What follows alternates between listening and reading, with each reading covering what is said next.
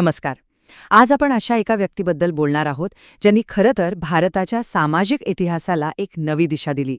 हो, आपण बोलतोय महात्मा ज्योतिराव फुले यांच्याबद्दल. एक असं नाव ज्यांचं काम आजही इतक्या वर्षानंतरही आपल्याला मार्ग दाखवतं. जरा 19व्या शतकातल्या भारताचा विचार करूया. तो एक असा काळ होता जेव्हा समाज अतिशय घट्ट, न बदलणाऱ्या परंपरांमध्ये जखडलेला होता. म्हणजे जन्मावरूनच माणसाची किंमत ठरवली जात असे. आणि ह्या सगळ्या व्यवस्थेचा सगळ्यात जास्त त्रास कोणाला झाला असेल तर तो स्त्रियांना आणि तथाकथित खालच्या जातींमधील लोकांना.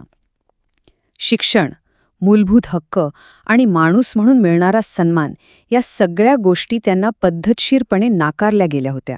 मग प्रश्न उभा राहतो की या पिढ्यानपिढ्या चालत आलेल्या परंपरा, या बेड्या तोडायच्या तरी कशा? आणि याच प्रश्नाचं उत्तर म्हणजे महात्मा ज्योतिराव फुले यांचं आयुष्य आणि त्यांचं काम.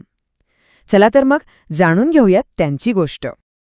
तर आपला पहिला विभाग आहे काळाच्या पुढे असणारा एक क्रांतिकारक.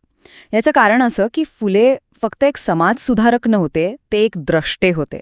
समानतेसाठीचा त्यांचा लढा हा त्या काळाच्या खूप खूप पुढे होता. फुले ज्या व्यवस्थेच्या विरोधात उभे होते तिची पाळमुळं मनुस्मृतीसारख्या ग्रंथांमध्ये होती. याच ग्रंथांनी समाजात उच्च-नीचतेच्या अशा काही भिंती उभ्या केल्या होत्या की स्त्रिया आणि शूद्रांना माणूस म्हणून जगणंच मुश्किल करून टाकलं होतं. चला आता बघूया की ज्योतिरावांच्या मनात ही क्रांतीची ठिणगी पडली तरी कशी, त्यांचं बालपण कसं होतं आणि असे कोणते अनुभव होते ज्यांनी त्यांच्यातल्या बंडखोराला आकार दिला. त्यांच्या आयुष्यातले काही महत्त्वाचे टप्पे बघा. 1827 मध्ये पुण्यात जन्म. त्या काळातल्या रिवाजाप्रमाणे वयाच्या अवघ्या 13व्या वर्षी लग्न झालं. पण शिक्षणाची ओढ त्यांना स्वस्थ बसू देईना. म्हणून तर 1841 मध्ये त्यांनी पुन्हा इंग्रजी शाळेत प्रवेश घेतला. आणि 1847 मध्ये शिक्षण पूर्ण झाल्यावर त्यांनी कोणतीही सरकारी नोकरी न करता आपलं संपूर्ण आयुष्य समाजासाठी वाहून घेतलं. पण त्यांच्या या क्रांतिकारी विचारांना प्रेरणा कुठून मिळाली?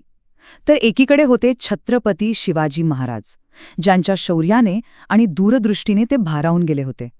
दुसरीकडे होतं थॉमस पेन यांचं राईट्स ऑफ मॅन हे पुस्तक.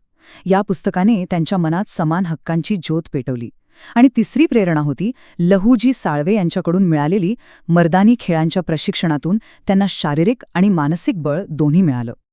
सामाजिक बदलासाठी ज्योतिरावांनी अनेक गोष्टी केल्या, पण त्यांचं सगळ्यात मोठं आणि प्रभावी शस्त्र होतं शिक्षण. त्यांनी शिक्षणाला विशेषतः स्त्रिया आणि दुर्बळ घटकांसाठी एक प्रकारचं मुक्तीचं साधन बनवलं. आणि ही क्रांती त्यांनी एकट्याने नाही घडवली. सुरुवात केली ती आपल्या घरातूनच. आधी पत्नी सावित्रीबाईंना लिहायला वाचायला शिकवलं.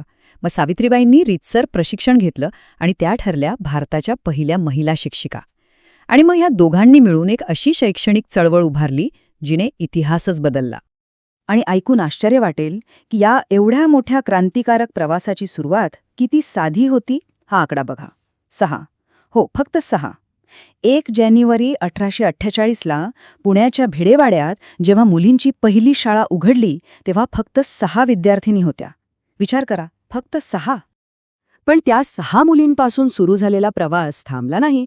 पुढच्या फक्त 4 वर्षात म्हणजे 1848 ते 1852 या काळात फुले दाम्पत्याने पुणे आणि आसपास मिळून तब्बल 18 शाळा उघडल्या. केवढा मोठा पल्ला होता हा. शिक्षण हे एक महत्त्वाचं माध्यम होतं, पण फुल्यांचा लढा फक्त तितकाच नव्हता. समाजात अशा अनेक क्रूर प्रथा होत्या ज्या माणसाला माणूस म्हणून जगूच देत नव्हत्या. फुल्यांनी त्यावर थेट हल्ला केला. त्या काळात केशवपन नावाची एक भयंकर अपमानास्पद प्रथा होती. पतीच्या मृत्यूनंतर विधवेचे केस कापले जात. यावर फुलेंनी काय उपाय केला असेल? त्यांनी थेट नाभिकांचा संप घडून आणला.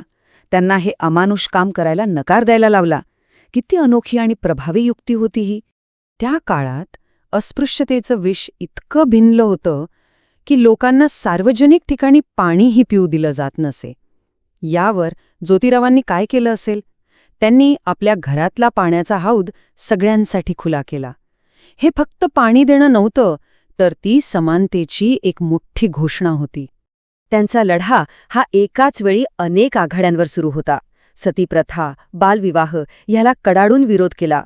विधवा पुनर्विवाहाला सक्रियपणे पाठिंबा दिला.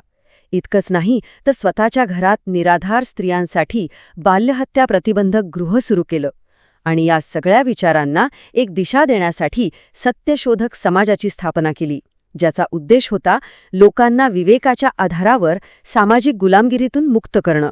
तर आता आपण येतोय शेवटच्या टप्प्याकडे. महात्मा फुले यांच्या या आयुष्यभराच्या संघर्षाचा समाजावर नेमका काय परिणाम झाला, तो वारसा काय होता, ते पाहूया. तर त्यांच्या कामामुळे काय बदललं? खूप काही. स्त्रिया आणि वंचितांसाठी शिक्षणाचे दरवाजे उघडले गेले. विधवा पुनर्विवाहाला समाजात हळूहळू मान्यता मिळू लागली. सती आणि केशवपनासारख्या अमानुष प्रथा बंद झाल्या. आणि म्हणूनच हे सगळं पाहून लोकांनीच त्यांना अगदी मनापासून महात्मा ही उपाधी दिली. महर्षी विठ्ठल रामजी शिंदे यांच्या या ओळींमध्ये ज्योतिरावांच्या कार्याचं किती अचूक वर्णन आहे. ते खऱ्या अर्थाने सत्याचे आणि पतितांचे पालनवाले होते. महात्मा फुले यांनी त्यांच्या काळातल्या अन्यायाविरुद्ध आवाज उठवला. आजच्या युगातही अनेक प्रकारचे सामाजिक अन्याय आहेत. मग विचार करण्यासारखा प्रश्न हा आहे की आजच्या काळात या परिवर्तनाचे शिल्पकार कोण आहेत आणि त्यापैकी एक आपणही असू शकतो का?